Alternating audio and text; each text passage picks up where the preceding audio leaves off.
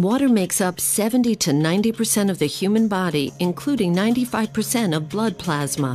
Many health authorities recognize that dehydration is one of the most common causes of illness. Chronic dehydration is often part of a chronic disease process. Healthcare costs are spiraling so quickly that the Healthcare Financing Administration predicts that by 2030, Americans will pay over $16 trillion per year. Recently, the World Health Organization ranked the U.S. 37th best in the world in healthcare system performance. Consumer unease with U.S. healthcare grows, and it's no wonder. Americans are rapidly becoming the heaviest people on earth, with overweight Americans now significantly outnumbering those who maintain a healthy weight. Enagic Incorporated, a Japanese company founded in 1974, is trying to make sure that you don't end up being one of these statistics. Enagic has a technology that turns ordinary tap water into Kangen water. Enagic's flagship product is the Leveluck SD501. This amazing water is a highly energized alkaline water produced with a continuous ionized electrolysis water generating system. Enagic is ISO 9001, ISO 14001, and ISO 13485 certified. Along with these certifications, Enagic is a proud member in good standing with the Direct Selling Association. Other awards include the prestigious International Earth Environment University Environmental Award, awarded to select companies for outstanding achievement in environmental services. Kangen water has 3 important properties that distinguish it from regular water. These properties are the antioxidant value, alkalinity, and microclustering property. In the next few minutes, you will learn about each of these properties, as well as other important benefits to having an Enagic ionizer in your home. Oxidation is the rust on a pipe or the breakdown that occurs when you cut an apple and it turns brown. Antioxidants slow down or stop that process and are found in many fruits and vegetables from Mother Nature. The Japanese call this Kangen water. Kangen translates to return to origin. This antioxidant property of Kangen water can be measured with an ORP meter. This digital meter measures the oxidation reduction potential. A positive reading means it is oxidizing, whereas a negative reading means it is not oxidizing or an antioxidant. Let's look at the ORP values of some of the most popular beverages on the market today and compare them along with Kangen water. I'll go ahead and clean that off now. And when we get our first one, let's go ahead and see what that reading is right there. We've got about a positive 363. I'll go ahead and go into the next one here. Let's get that all cleaned off. I'll bring that right there. And let's see, what are we getting there for a reading? A positive, what, 292? Pretty good, 296. I think we're going to go over 300. So we'll go ahead and we'll go to the next one there. Now remember, these are positive numbers. We're looking for a negative number. So this means that all of these are actually oxidizing substances to our bodies. So we'll go ahead and we'll go in here to the vitamin water. And we've got what? A positive 214. We'll go ahead and put that back in the clean water. Now we'll get over here into the Dasani and we'll see where the Dasani registers. Now the Dasani is a positive 100, 168, 172. As you can see, it's continuing to climb. We're going to be over 200 here in a moment. That's going to continue to go up. We'll go ahead and just clean that one off. And we'll come back here and we'll check the Aquafina. The Aquafina, we've got a positive, look, it looks like about 150 thus far. It's going to keep on going. We're up to about 180. And I think as we sit and watch it, it's going to be the same as the Dasani. It'll continue to climb to over 200. We'll go ahead and bring this over. In fact, I'm going to skip and come right over to the tap water. And we'll come back and do our Kangen water. Now the tap water has a positive 300, what is that number now? 325, 334, over 350. I think we'll find that'll continue to climb to well over 400. And as we sit and watch that go, I think you're going to see that it will. So we'll go ahead and we'll move on to the next. We're going to come back now and let's see what the Kangen water, the 9.5. Go ahead and put this in here. Now what we're looking for here is a negative number, and I think you can see right now we are at a minus 349, minus 350. You know, we're riding right around the 349, 350. So minus 350, that is a huge change. Enagic ionizers producing Kangen water had the only beverage with a negative reading and the only one with a powerful antioxidant property. In its natural, healthy state, the human body is slightly alkaline. The majority of beverages being consumed today are acidic. To help yourself maintain alkalinity, you should drink less beverages that are acidic like soda and bottled water, and more beverages that are alkaline. Kangen water is your best choice. Let's look at the next property, the alkalinity. Let's go ahead and test the pH of each of these drinks. Now the pH is done where we use actually pH test drops. And these test drops are actually the same drops that you would use to test the pH in a pool. And we're just going to put 4 drops into each of these glasses. Now the pH scale ranges from 0 to 14. And what you want is you want to be on the high side. You want to be as high as you can get. You don't want to be on the low side. So we're going to go ahead here. We're going to stir these up. We're going to stir up this first one here, the Sprite. And you can see on the, basically on the low side of the pH scale, you've got very, very, you know, an orangish color, which is what you don't want. You get into here to the vitamin water. I thought vitamin water was supposed to be good for you. Well, it's got a very low pH to it. We get in here to the reverse osmosis waters. This surprises a lot of people when they actually see this reverse osmosis water. You go to the store and you buy these bottles and you think that it's really good for you, but yet you can see it just doesn't have that much of a pH value. Now this last glass, this is the tap water. Now this tap water here is, it's blue. And some people get excited about that because actually the pH value of this compared to all these other drinks is much better. Much better. But what they don't tell you is that the federal government mandates that tap water be at least 7.0 in pH. And so because of that, they use various chemicals, lyes, and anything they have to put into that water to get it to go to here. In fact, a lot of times when you filter this water, you will actually see that the pH values come back to this range once some of those chemicals are filtered out. So let's see what happens when we actually take some of our 9.5 water here and we just mix a little bit of it right in. Look what we just did to that tap water.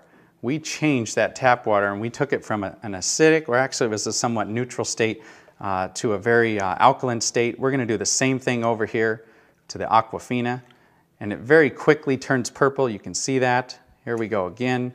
We're going to get it to go purple just by mixing in some of our water.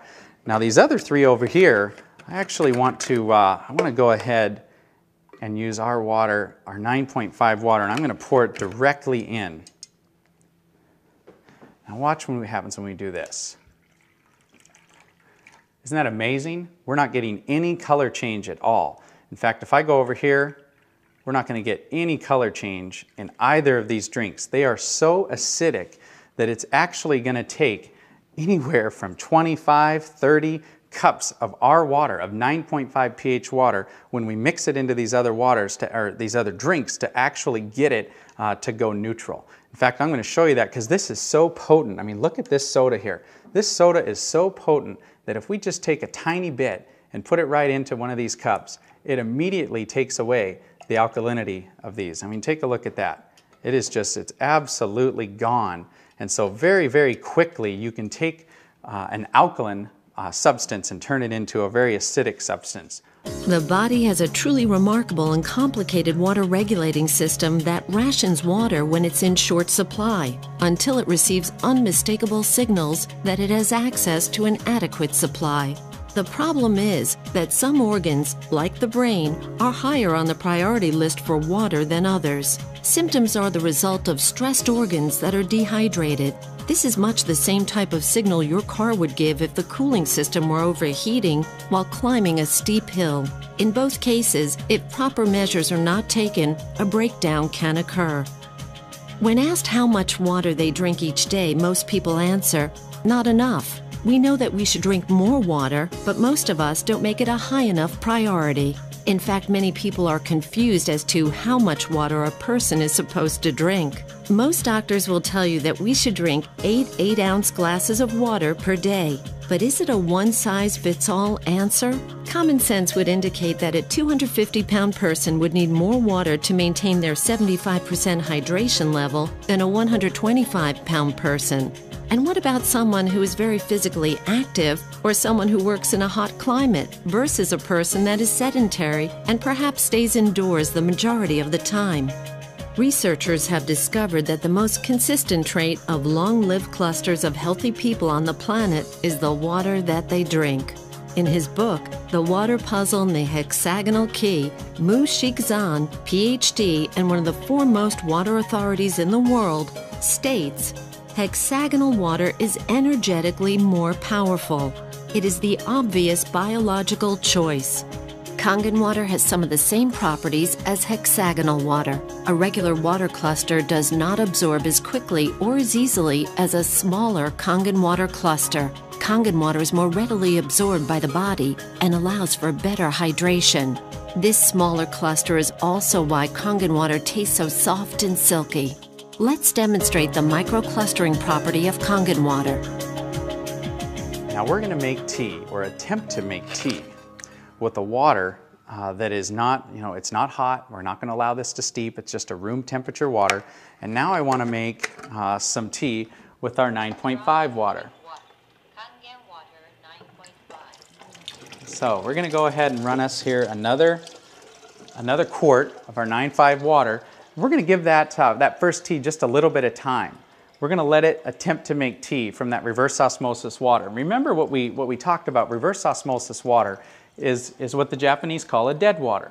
It doesn't have any minerals in it at all. And in fact, when you put that water into your body, it can actually deprive your body of some of the essential minerals and nutrients that it has in it, because water, like anything, will balance itself out when it goes into your body.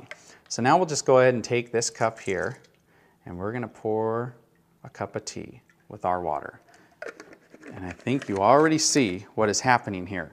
We have got tea. What I want to do is I want to give this one a little spin. We'll give this one just a little spin here. We'll just stop. Look at that. You've got two different cups here, same tea bags. One is obviously having a hard time making anything, and you've got this one here which looks like a perfectly good cup of tea.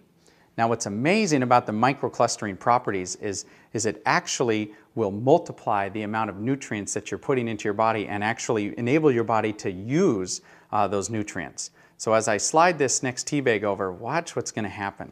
I can take this tea bag now and I can come over here and I can make another cup of tea. How about that? I mean, this property alone is amazing. For folks out there that like to drink coffee, you can go ahead and make your coffee, and you can use about half the coffee beans that you would normally use and get just as good a cup of coffee. And look at this. There's another cup. I think we could go on here and make anywhere from 15, 20, 25 cups of tea off of one tea bag. And there's actually nothing wrong with this at all. This is a fantastic tea, and it tastes exactly like green tea should taste, and yet it's just regular room temperature water. Let's come back over here to this little guy and let's see what's going on here. He's having a hard time getting started. I don't know too many people that would actually want to drink that cup of tea, but take a little look though. I don't think there was anything wrong with the tea bag. The problem was the water. Many healthcare experts now recommend that you drink a minimum of 1/2 of your total body weight in ounces of water each day. One reason that people don't drink enough water is that all too often water just doesn't taste very good, so we drink other beverages instead of plain water. Unfortunately, many of these beverages are polluting our internal environment and reducing our body's thirst mechanism in the process. This problem has led to one of the largest new industries in America, the bottled water industry. Let's take a look at just one company to see what's happening in this growing industry. Coca-Cola has 30 plants across America bottling their Dasani water. The source of this water is the local municipality. And for your information, the FDA does not require that purified or bottled water have the source of the water listed on the label. This filtered water is then placed into plastic bottles and shipped all around the world. But even if this were the answer to our drinking water problem, it just created another major problem: plastic bottles overrunning the landfills of our nation. The bottling companies want us to believe bottled water is the answer to our water problem, so that we will continue to buy it. Bottled water has now become the second largest beverage segment behind soft drinks. Bottling companies are even trying to make consumers believe by having the word water on the label somehow makes it good for you. Having an enagic ionizer in your kitchen when you're preparing food will transform your meals from ordinary to extraordinary. From washing your fruits and vegetables, cooking, baking, preparing soups, and more. When you cook with Kangen water, it will bring out the flavor of all your ingredients. You can also remove chlorine from your water and keep it out of your food as well. Everyday Kangen. Let's prepare some vegetables and take a look at what's being found on our food and in our water. In this jug, we have an 11.5 pH water that comes out of the machine. When we come over here and we set it at the 2.5 setting, we actually make an 11.5 water. And just to show you what it looks like any other ordinary water. What I'm going to do here is I'm just going to go ahead and fill that first cup up. Just pour that right there. And now for the second tomato cup, what we're going to do is I'm just going to go ahead and use just some regular bottled water, because I think a lot of us are starting to learn. I mean, it doesn't take a genius to see what's being talked about in the news, all the different chemicals that we're finding in our tap water. And so now let's remember that this one on the left, we're going to set this right here. In fact, I'm going to put this jug right here so we remember. And this one on the right, we're actually going to test the chlorine, the amount of chlorine that we have in this tap water. So we'll put 4 drops there. We'll go ahead and stir this up. And that yellow color, you can see, is a ton of chlorine. That is a lot of chlorine, and of course that chlorine's put in there, I guess, to protect us, but I certainly don't want to put this chlorine into my body. But here's what happens when we go down to the store and we buy a fruit or a vegetable or whatever it is, and we decide to wash it off. We would normally put that right under the tap. We're going to show you what happens when you do that. We're just going to give this a little stir, just like we would. And if you do that, watch what happens here.